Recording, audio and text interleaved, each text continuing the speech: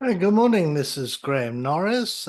Today is the 14th of August, and today I want to cover the role of a sponsor in a large multifamily deal. And by large, we're talking about anywhere from 50 units up, 100 ideally. That's particularly what I'm looking for. Um, so the role of a sponsor. You may recall from the first in the series of how we divide things up.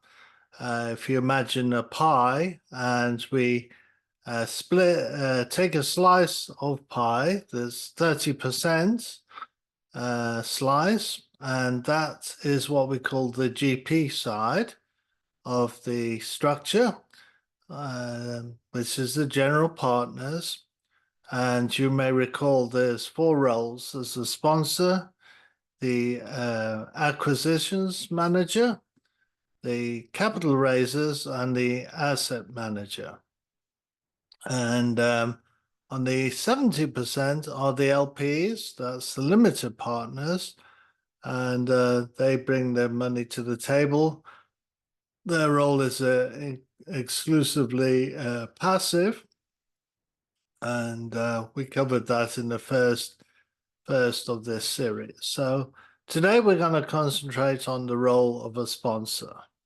So think of the sponsor as the overall guy or girl or group of sponsors in charge of the project. So they make sure that everything happens as it should from beginning to end.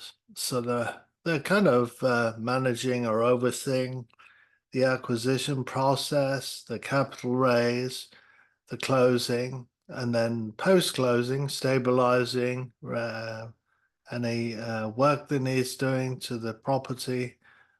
They make sure the asset manager is doing the job well. To qualify as a sponsor, you need to have at least the net worth of the asset that you're managing and 10% liquidity in the bank. You also need to have experience of managing a similar class asset. So if it's 100 units, they need to have experience of managing 100 units. These are the requirements to be a sponsor for loan purposes with the bank. That's what they look for. So if you don't qualify yourself, you need to find a sponsor. And the sponsor's reward, as it were, can be anywhere from 25% to 30% of that 30% slice. They have quarterly distributions that they receive, and a share, of course, in the equity. So the sponsor's role is very important, and of course, the biggest thing is to find a sponsor if you're trying to acquire an asset that's beyond your experience. So that's going to mean that you're going to have to do quite a bit of good networking and build up your network. I'd encourage you to join a community where there is sponsors. You can network locally with meetups and see who else is in multifamily and work your way through the networks to find a sponsor.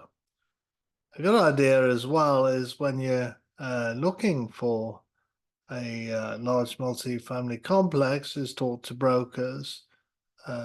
They usually, those brokers who are selling large families know who's who in that local area.